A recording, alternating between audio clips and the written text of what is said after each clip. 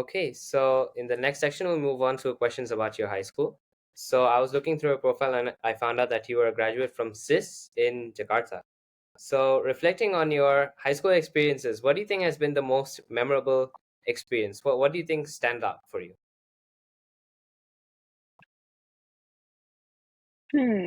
I was in Sis Gading for like 12 years. There's so many things that happened. But I think one that would be more useful for people would be my JC experience. So probably my most memorable one was me becoming Mathletes captain. So Mathletes is just this club where we train a bunch of bright math students so that they can prepare for math Olympiad. So I was leading this club and I was participating in a lot of math Olympiads, organizing. We even organized our own math Olympiad, which is really cool, I think. And we just met every week just to discuss math Olympiad questions. And I think it was pretty cool. Yeah, that really is really interesting. I actually joined the SISMO Math Olympiad back in 2020 or 2021 once when it was held online. So that's where how Oh, I found out about the Mathletes Club. So that's really, really interesting. Yeah. oh, the online one was the one I organized actually. Yeah. I remember it very, very well. It was really, really amazing.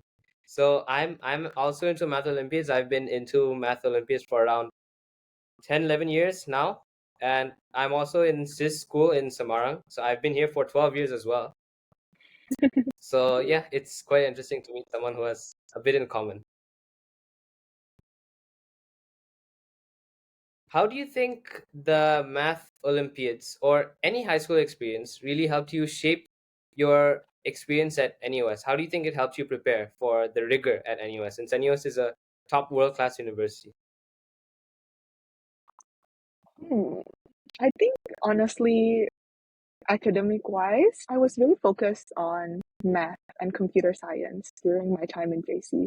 I was very quantitative and I just did a lot of math because my thought was that I would major in computer science or quantitative finance or actuarial science. And obviously, I am in any of them now, so it's very different. Knowledge wise, not very useful. But what's very useful is I think I was really lucky that high school me developed a really good work ethic. And this work ethic is what I brought into uni. And I think it has helped me succeed and helped me balance all the things that I was doing outside of school while still maintaining good grades in school. Amazing, amazing. That's really, really interesting to hear. And can you share any tips for students who are in high schools, especially for students like me who are I've just entered JC1 this year. So can you share any tips to any new JC students, since including extracurricular activities or how to balance your academics as you just mentioned? Mm, I think, I mean, personally for me, because I come from someone who thought I'll do one thing, but I did completely different things. I think for me is when you are in JC, try explore as much as possible and do the things that truly interest you. So I did a lot of math Olympiad. And even though all of the skills that I learned in math Olympiad is almost basically useless in a way, if you think about it, like all the math theorems that I learned, all the math tricks, they're all useless now. But I enjoyed it when I was in JC, so I never regretted it. But if I had done math Olympiad because I was being forced by my parents, I think I would really had like a really sad JC and I would really regret it now. And something I realized is that when you switch from one thing to another, right, there's always transferable skills. So even if you are doing something that you like, it doesn't mean you cannot do things that like you cannot do something else. So really it's just to be involved in a lot of things.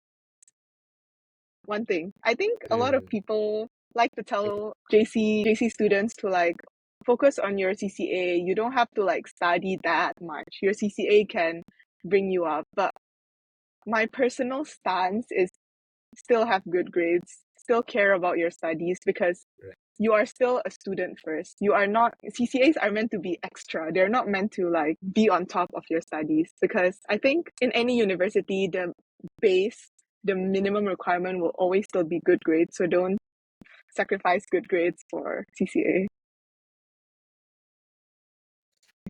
Really, really, really good advice. And I think the last one that you gave was especially important, since in JC, people think of doing a lot of different stuff for university, but it's also very, very important to just focus on your grades, because that's the number one thing that universities and which will help you out throughout your life.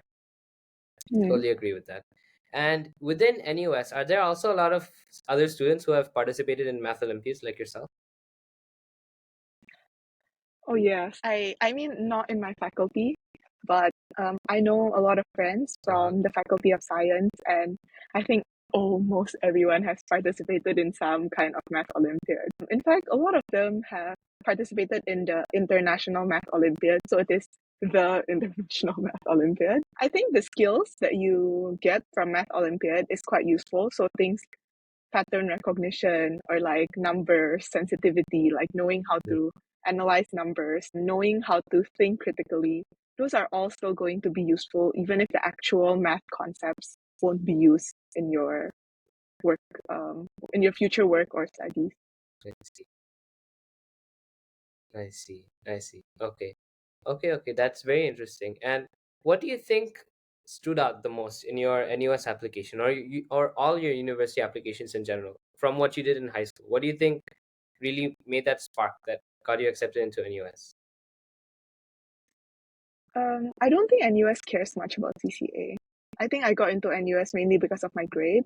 So I did the IB diploma and I got 44 over 45, which I think is pretty good. I mean, in NUS is normal. Everyone has similar grades, but I think worldwide is a pretty good score. So I think I was able to get into NUS for that. But I also applied to some other universities. So like I got accepted into the University of Toronto with like a 100K scholarship.